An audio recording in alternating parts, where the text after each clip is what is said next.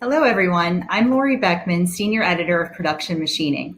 Welcome to Women Talk Shop, the scoop from Women in Precision Machining, a session in the Women Make Manufacturing Moves series on IMTS Spark. Thanks for joining us. Today, I'm talking with three women who have a lot of experience in leadership roles within their precision machine shops and the industry.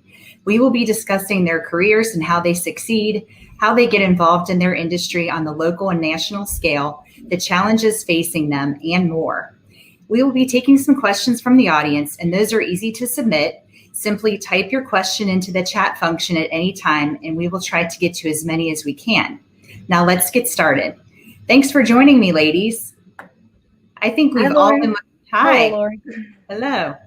I think we've all been looking forward to this conversation today. I know I have. I'm going to ask each of you to introduce yourself and talk a little bit about your shop, what equipment you own, what industries you serve, and who your customers are. Cassandra, would you like to start? Sure, Lori, absolutely. Thanks. My name is Cassandra Summers. I'm with Swiss Precision Machining. I'm the just recently president of Swiss Precision. My father was the previous president, has decided to retire. My previous role was VP of operations, so that's what was on the slide. I knew I was going to forget what Lori asked. Basically, we are a precision machining shop, and we run predominantly Swiss-style lathes, but we also have some vertical machines, some 5-axis milling machines, various secondary equipment. There's quite a few machines that we're running in our facility. And then, as far as customers that we serve. We serve medical device manufacturers predominantly. We're very, very strong in the dental space, some aerospace. There's quite a few different customers that we have. And Lori, did I get it all? Did I miss anything? No, you did great. Thank you. So Debbie, would you like to go next? Sure. My name's Debbie Summers from Lakeview Precision Machining. I'm the president here. We do contract manufacturing for a very variety of industries. We also have mainly Swiss machines. We also have fixed headstock lathes. We have new Haas in our milling department, various types of secondary equipment as well. And we serve the hydraulics, the medical, we serve military, food supply, also infrastructure, oil and gas. So we go from very small mom and pop shops up to the bigger Fortune 500, third tier automotive, not a lot of automotive. So we're very diverse company as well. So thank you for asking, Lori. Great. Anissa? Hi, good afternoon. Well, we have basically very similar equipment and very similar types of industries. We too are a Swiss company. We also have turning centers, and we service also oil and gas, electric vehicles, medical. We're very proud to be in the COVID-19 battle and making parts for biotech and medical industry. I've been president and owner for the last 27 years. Prior to that, I was in my parents' shop floor at the prime age of 11.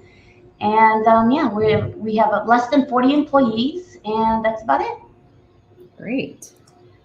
So can you talk about your career path and how you discovered manufacturing as a good fit? We can start with anybody, whoever wants to start. Well, I'll continue what I said. I started at the prime age of 11 in my parents' machine shop. 27 years ago, I left that company and went into business with my uncle.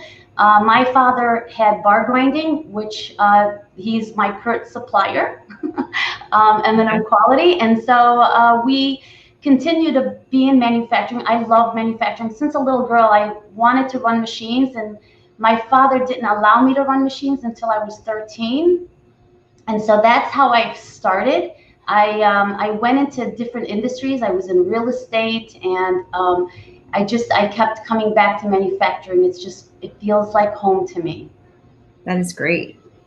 Cassandra, how about you? Yeah, so my career path was basically go to college, become a dentist or an orthodontist. That's what my thought was. And when I was in college, I realized, I got to get a job. So I worked for my my dad on the shop floor, and then my eyes were opened that, hey, my father is making the tools that orthodontists and dentists use. And at that point, and I'm getting the chills right now because I get very emotional and I'm very passionate about this. I thought it was so neat to see a bar or a piece of metal turned into something that's being used, and basically just driving society and changing lives. Like really. So from there, I kind of shifted my focus and then continued to work on the shop floor over summers and breaks, and basically fell in love and was like, okay, I can definitely do this. My dad has shown me quite a few things over the course of his time. And basically, I kind of fell into it. It was in our family. It's in our blood. But I mean, I can't see myself in any other field. What do you think is the most important thing your father has taught you? Oh, that's a good question. Sorry, I put you on the spot. No, I know you did. Honestly, I think, well, what I believe is true partnerships with customers is key. And I feel like in order for that to really transpire is transparency and just making sure everyone really understands. And I think that's one of the things that my father really drove home, just that transparency, just, you know, yes, there are some mistakes that may happen on both sides, customer side, manufacturer side, but as long as we're transparent and open about those things, everything seems to work out. You know, I think that's a huge thing that he's taught me. Absolutely. Debbie, how about you? Can you tell us about your career path? Yeah, so I answered an ad in the paper fresh out of high school. I graduated early. I just wanted to get a job and start making money. So 40 years ago, I started at Lakeview Screw Machine Products then as receptionist. And I went to work for the Lemkes, and they really didn't think I was going to last very long because Mr. Lemke was very difficult to work for. So, but then I went from receptionist to office manager and eventually to general manager. And I really enjoyed seeing every aspect of the business. I actually asked Mr. Lemke if he would send me to Rhode Island to learn the Brown and Sharp screw machines, but he said, no, that's not a place for me. So I eventually learned them though, but not that way. So then unfortunately, Mr. Lemke passed away. I worked for his wife for a few years and then asked her if she'd sell me the company. And this is where we are today. So we turned it from Lakeview Screw Machine Products to Lakeview Precision Machining. Very good. Great. Yeah. So why do you enjoy manufacturing, Debbie? Why did you decide that this is something that you think you could make a career out of? It's actually what both Cassandra and Anissa said. I love the shop floor. I love every aspect of it from the front to the back. There are actual artists out on the shop floor with what they do. It's amazing. Exactly what Cassandra said. Take a bar and turn it into something, and that we can have an impact on daily life, that we can have an impact on saving lives, that we can have an impact in every aspect of life is just amazing to me. And the opportunity to create jobs, the opportunity to pour into people and to watch people flourish and grow in this type of atmosphere. There's not any part of it that I really don't enjoy. So I fell in love with it right away. And then when Mr. Lemke passed away, I thought, I really don't want to do anything else. So that was when I decided I'm in for the long haul. That is great. So what kind of outreach do you all do for the industry? How do you promote the industry from where you are at your company? So for us, outreach is part of our core values. And so it's important that we're touching it every day.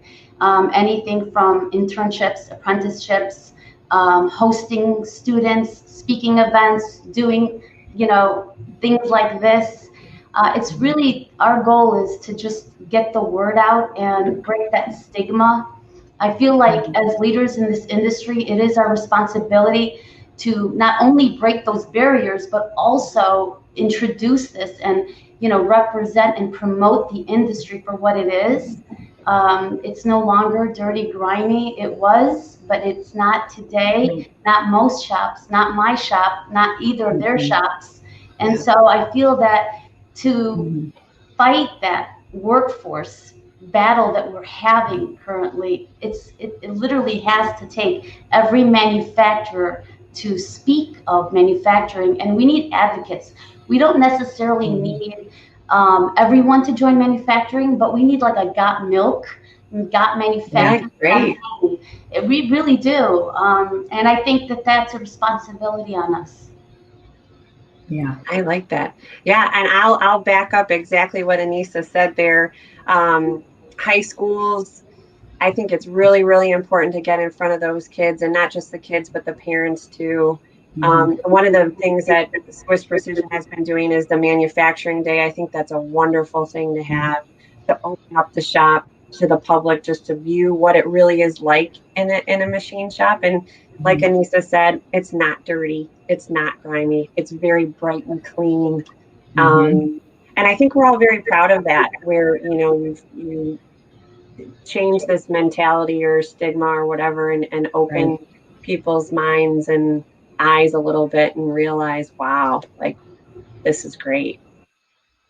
Yeah, I think we need to educate the parents. And I heard somebody say, really, I go and talk to the mothers. The mothers are who I target to get them to understand it's such a good career path and it's lucrative and there's so much going for it. People just don't understand it.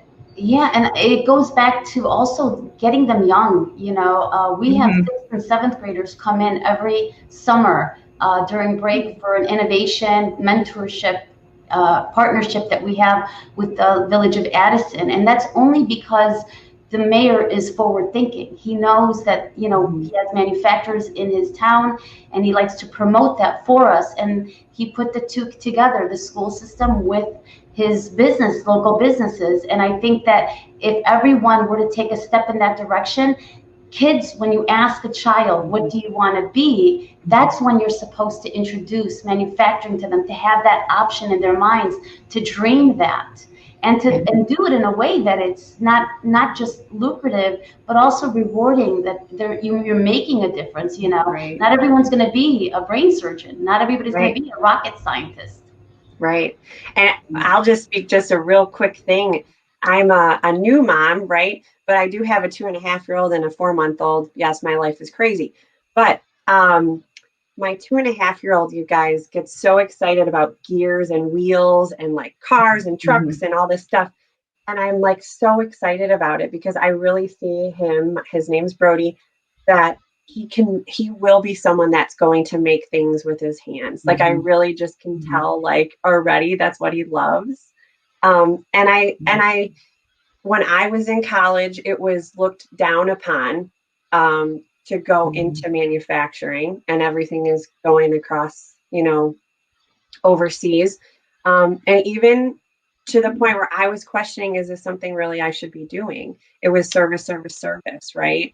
And I'm so thrilled to see that the industry is really making a push to change that mentality and really just try and get these kids aware of, this is such a great field to be a part of.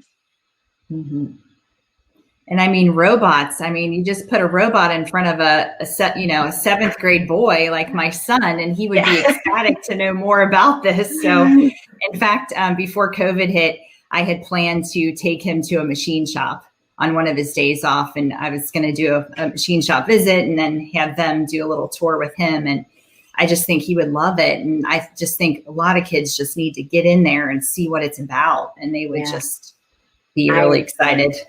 I agree. We have some automated assembly machines, and it's just really neat to see that robot go, you know, and put everything together. It's, again, I'm very passionate about it. Pretty nerdy, but I think it's really great, especially with Debbie and Anissa here. I think you guys can agree, when you're so passionate about something, that's when your success can really come out. So I think that's why we are successful in what we're doing.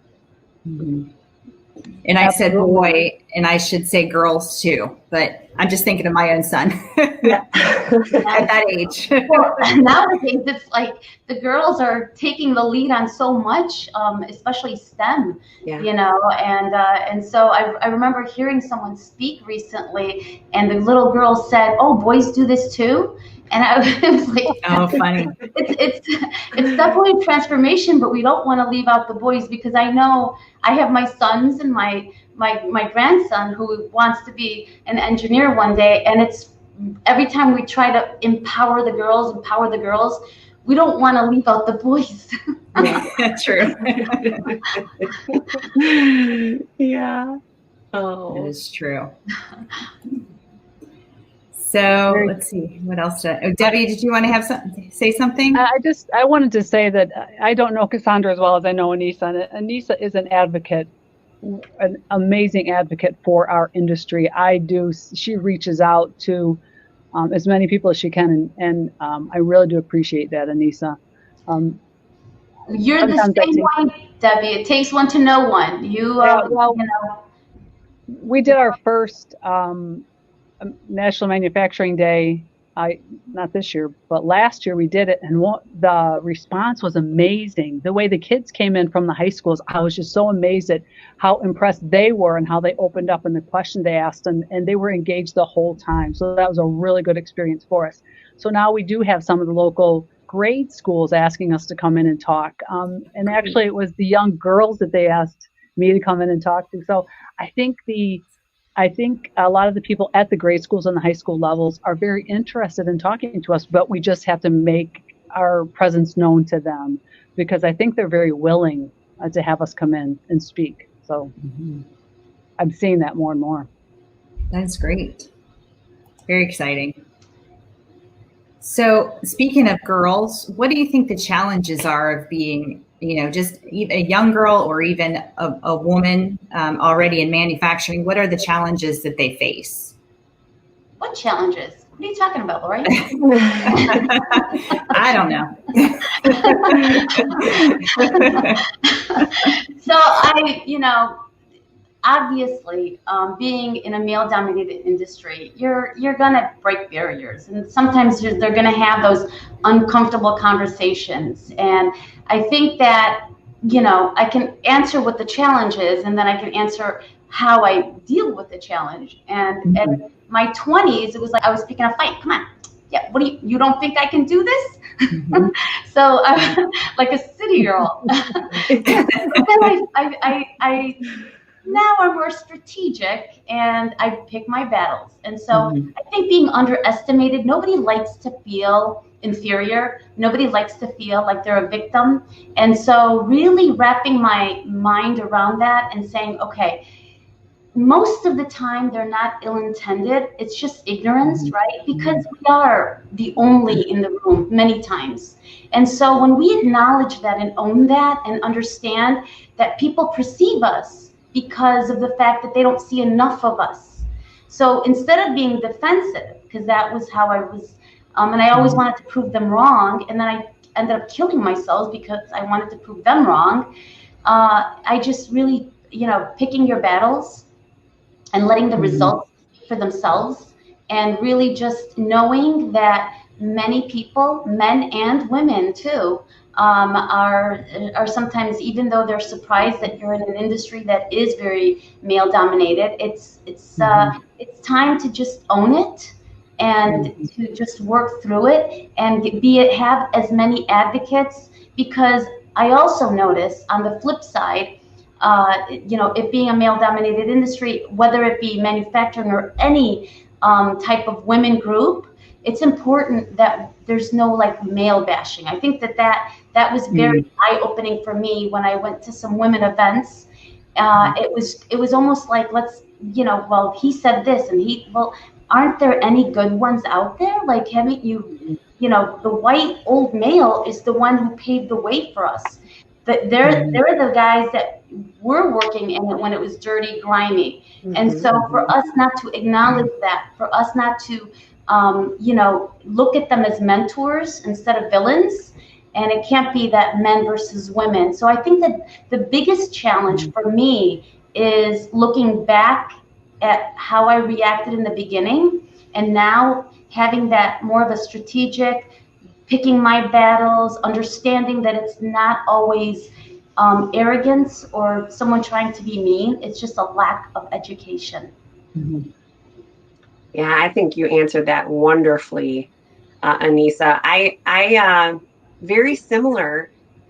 I feel like I've worked at Swiss Precision now, I think it's 12 years full time, but I felt like when I first started, it was not only was I trying to overcome being the only woman in the room, but also being the boss's daughter, right? So I'm like trying to prove myself that I actually can hold my own, and then being the only girl in the room, right?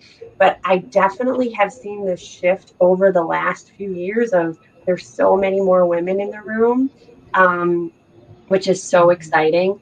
But I seriously, you answered it exactly the way that I would have, where you feel this kind of like, okay, I'm going to show them, I got this, I know. But I think really, if just being true to who you are as a person, then everything kind of just falls into place. Just be confident the way that you know your stuff. Then the whole male female thing kind of goes away. That's how I feel anyway.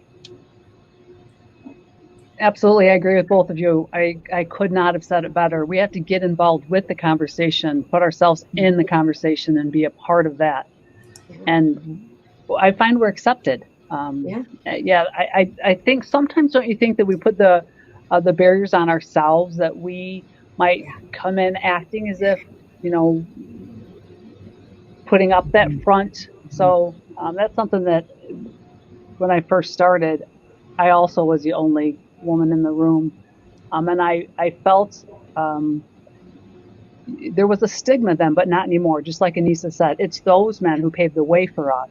And now they're so open to us being there. It's a rarity that I find that we aren't welcome at the table at all.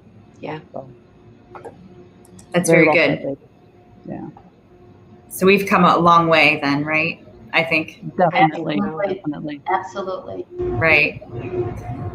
What is your advice to a woman looking for a career in manufacturing, or even anyone looking for, men and women? Hard work.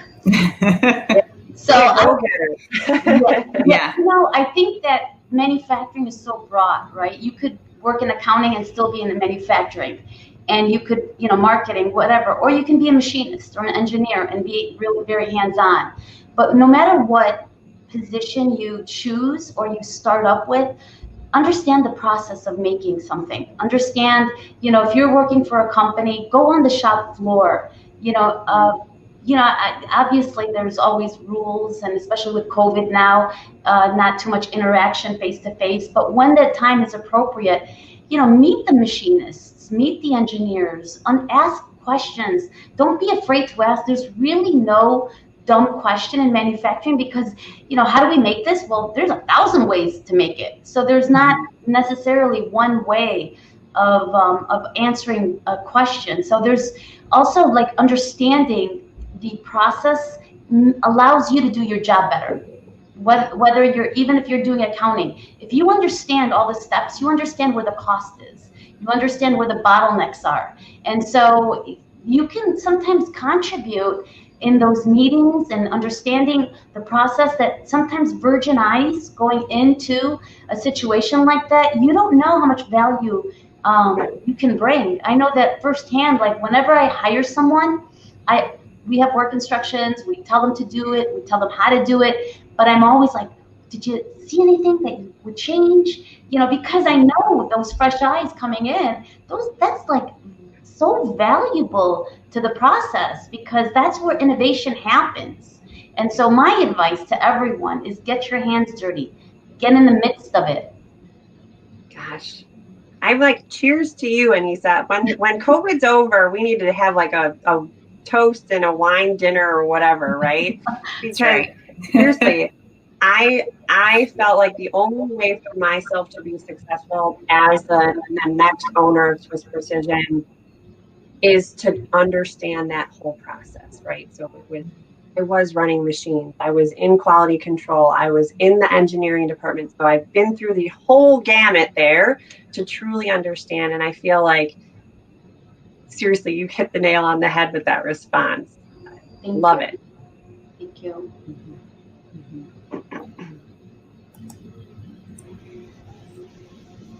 So what is your strategy for success? Strategy. Yeah. 2 words for this year: adapt. You got to adapt. Okay. Yeah, right? This Adapt year and for thrive. sure. Yeah. Coffee. Yeah. Coffee's Yeah.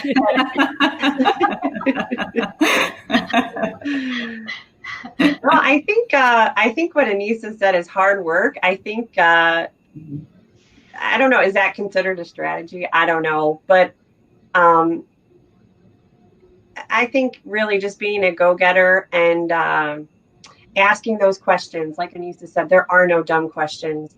I tell my guys, try and learn one new thing every day, because there's so much to learn in our field, so much going on in precision machining.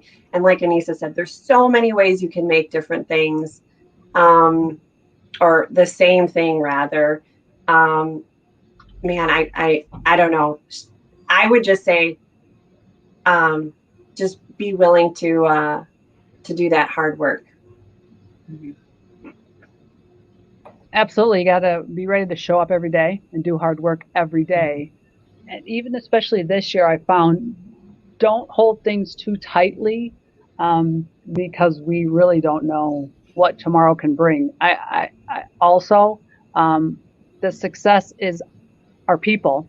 So always looking to see how we can help our people on the floor, in our offices, just see what we can do. That helps us be more successful as well. Yeah.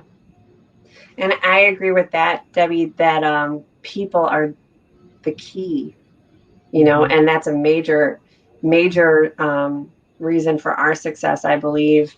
That, in my opinion, anyone could buy a machine, right? But it's the people that you have behind that machine that really drive it. So that is definitely a strategy. Make sure that you're,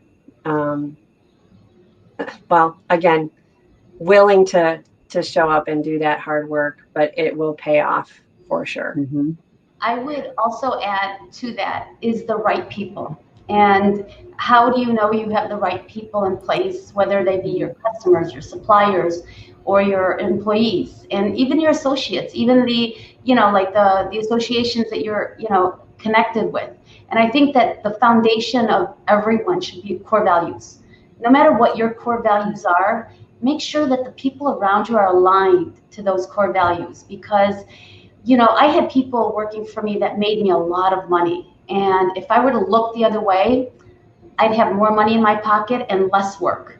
But sometimes in the end of the day, especially when you get older, you realize creating a legacy isn't about money. Money's great, but that doesn't create a legacy. And so surrounding yourself with people that are aligned, I talked about outreach as part of our core values. There's more to it. Everyone believes in doing the right thing and, having integrity and leadership and things of that sort. We all have our set of core values, whether they're personal or professional.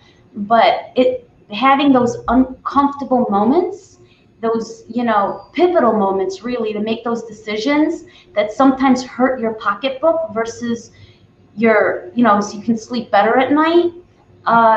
Those are the things that really you're really paying it forward. You're creating a legacy, you're creating your reputation, and you're making people understand where those boundaries are.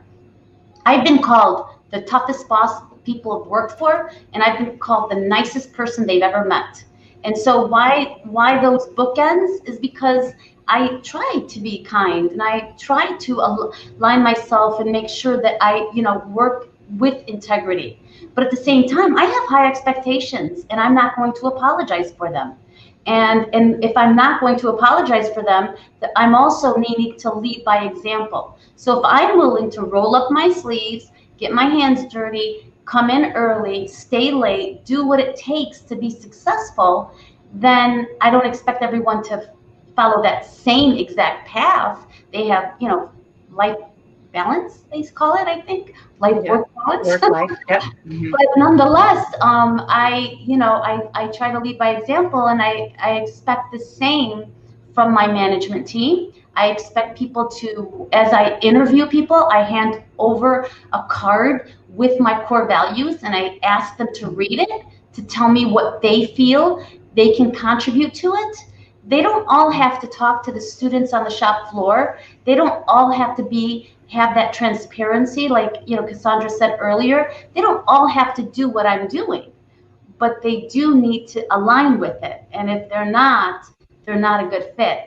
And so I had a manager one time because manufacturing day is every day for us, right? And so we made a conscious decision to have at least one school visit a month.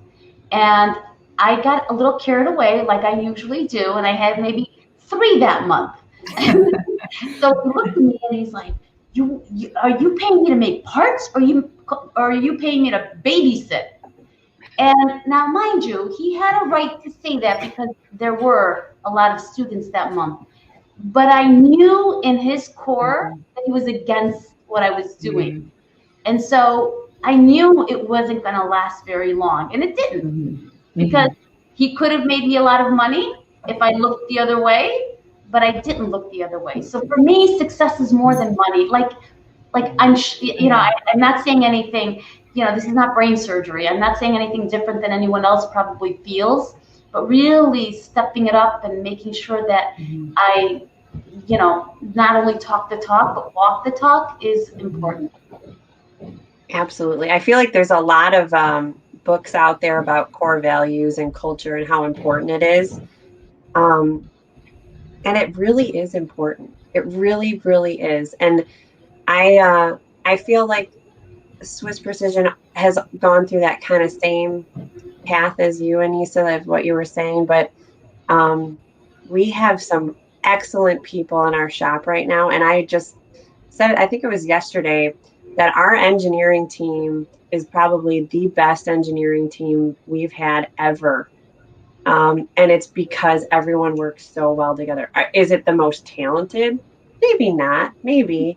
But it's because everyone is so willing to work with one another and bounce ideas off of each other. I completely agree that core values are a major strategy for success, for sure. And we, as owners, have to set the pace. So that's right. It takes a lot of courage to do the difficult things that we have to do. But if you get someone who doesn't align with your core values, can be devastating. I agree with both of you. Yeah. So that has been something that's talked about more these last few years than ever before. And having been in it so long, for all of us, I think we've seen it evolve from that. Just get people on the shop floor, fill that shop floor, get those machines running. Not so much so anymore. We can we know where our values landed, and someone that isn't a fit for our company might be a fit for someone else's company. So that doesn't mean that you can't be a big part of the industry. It just depends on where those values land. So I agree wholeheartedly. I think that's handing the card, Anissa, so that someone is like aware of what your core values are at the interview stage is wonderful. SPM was a part of the IMTS campaign. I think it was 2 years ago now. But we did something on core values, and a lot of our employees were able to have pictures taken and things like that. And what we did is we put up the core values on our shop floor wall with pictures of our employees behind them. So, like innovate is one of our core values, right? So it's like got a picture of one of our machinists with the word underneath, just driving the message home. And we rotate the core values like every couple months just to remind everyone of how important it is that we, adhere by those words and really work behind them. This is the card I use. Miss it? It's on the side too. Yeah. I like that. That's a great idea. It is a great idea. I like that. It makes sense. A sheet of paper. So that's much better than a sheet of paper. Yeah, I like that. Sorry, Lori, go ahead.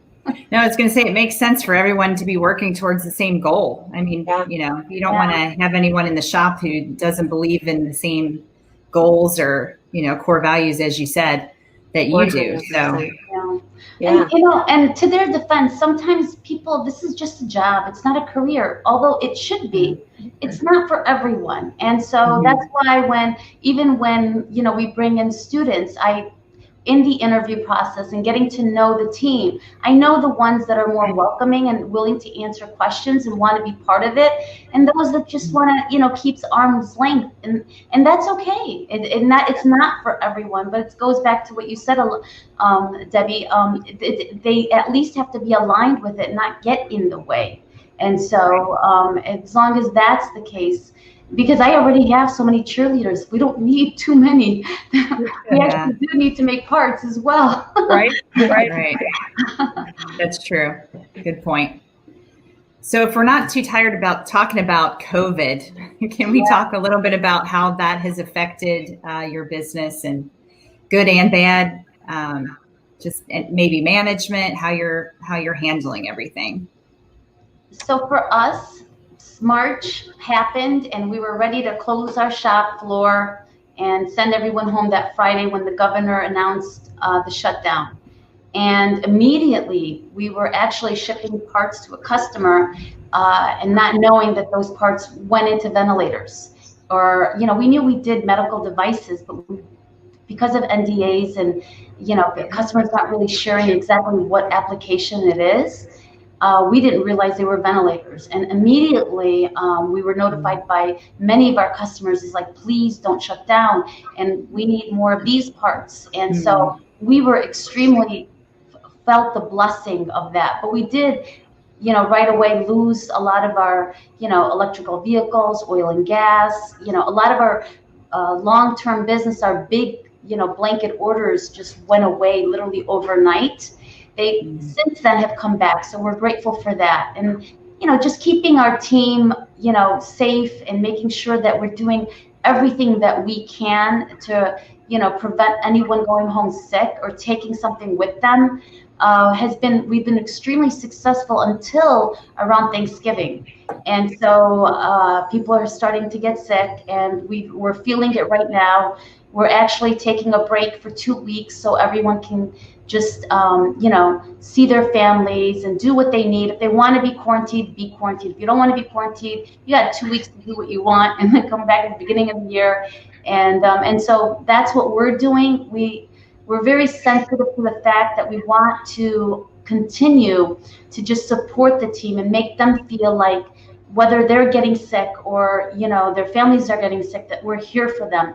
But it is becoming challenging when there's more than, a few people out. Yeah. I bet.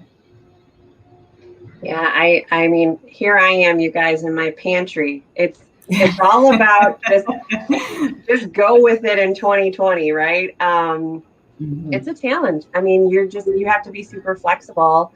Safety is the number one thing, right? So, but I agree. I didn't think that Swiss Precision was an essential business, right? So we kind of felt the same way. We were like, okay, but then, I mean, we knew we were making medical device parts, but not, I guess in my mind, I wasn't thinking that it was essential, but it really is. And that kind of just drives back to our point in the beginning of how great manufacturing and precision machining is that you are making a difference in people's lives, right? But this year, I mean, it's just so bizarre. It's, yeah, some of our orders went away. We've been very, I mean, most of our customers' orders have stayed put, but just managing through this entire year has just been, I actually just wrote our company Christmas or holiday bonus letter. And I think my first sentence was 2020. What a year. I could never imagine in my wildest dreams or nightmares that this would ever happen, right? And I think just here I am at my house trying to manage a company. And then there's people working from home that can work from home, but then there's people that have to be at the shop. It's just, it's very tricky. But I think that everyone is in the same boat, and our customers understand that. And our suppliers and our vendors are in the same kind of situation. So I think it's just, okay, we understand what everyone is up. It's a challenge. It's a very challenging year. Absolutely. I on your point, I think people are more forgiving right now. I think everybody's got to be so much more flexible. I also remember that Friday, Anissa, just like you, where the governor shut us down, and I told the employees, well, this is our last day, and I didn't know what was going to happen next. And over the weekend, we shipped as much as we possibly can to our medical customers. And then over the weekend, we heard we're essential business. So I texted all the employees and said, you can all return to work. And they all said, we're here, we're in, let's go. So I was really proud of them for that, because they could have stayed home and said, I want to wait and I want to see what's going to happen, but not one of them did that. But I do think it's brought us all together, more together as a community. You know, they've had to find other people to make ventilator parts, the medical industry, for COVID fighting purposes, for the machines that spray the disinfectant, for everything. They've had to ramp up. So it really does feel like the manufacturing community came together. So if there's not a positive in it, but there can be good things that come out of it. As far as the community coming together. Absolutely. You know, Deborah and I are part of PMPA, and I know that on the listserv, there was one of they're technically our competitors, because that's what we are, had their machine down because they needed a tool. And so he puts it out there and says, I need this gauge or tool. I don't even remember what it was exactly, but I remember how bombarded my inbox was with the responses, and people were shipping it next day here to him at their expense, because they didn't want his machine down, knowing that those parts were going into ventilators. And so that was just like, that was a moment, like, and I wrote an article for Modern Machine Shop, you know, this is manufacturing's time to shine.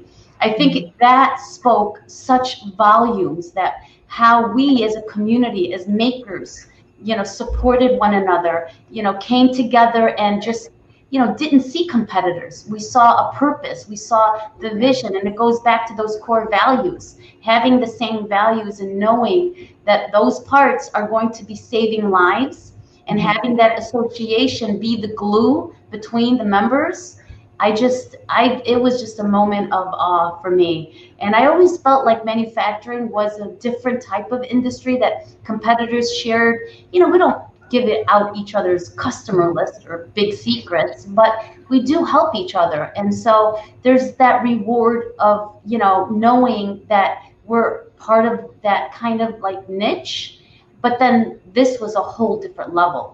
And for me personally, it was extremely rewarding. I wish I had the tool. I was kind of jealous that I was one of the ones that shipped it to them. But I'm sure you saw that email, because you too were on that listserv. And so it's extremely rewarding to see that. So COVID had its shares of challenges. I always joke, and it's kind of insensitive, but I do anyway. And I say, you know, I'm jealous of those that are taking, you know, classes online. I'm jealous of those that are cleaning up their closets. You know, we're making parts, and I'm grateful for that. Yeah.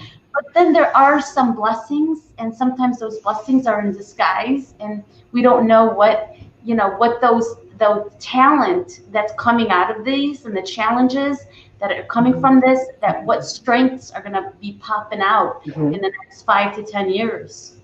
Yeah, absolutely. Ladies, don't you also agree that we've had to focus more on our teams? I know we care for our teams. We appreciate them, but now more than ever, we have to do that, because we have to make sure that they, as much as we humanly possibly can, stay well. We have to put practices into place. We have to make sure they have all their protective equipment. So we have to make sure anybody coming from the outside is not going to harm them, but protect them. So it's to a totally different level now that we have to protect toilet paper. I had a single mom that was in tears, and she was talking to her co-workers because she had a little girl, kind of like you, Cassandra, and she couldn't go shopping because the lines were so long. And that was just like a necessity back then, right? And so that was, I didn't want to like just, single her out. So we all went buying toilet paper and we just passed it out to the employees. And it was just like, they were all like in awe, like, you did this? Like, it's those little things.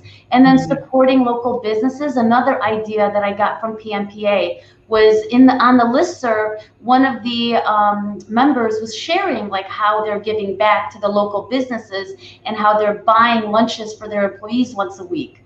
That was it's not very innovative, but when you're in the midst of it, these things don't really come to you at times.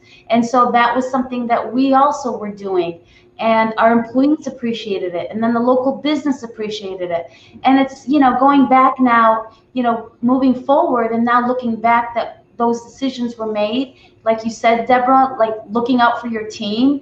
Those are things that you can't go back and fix.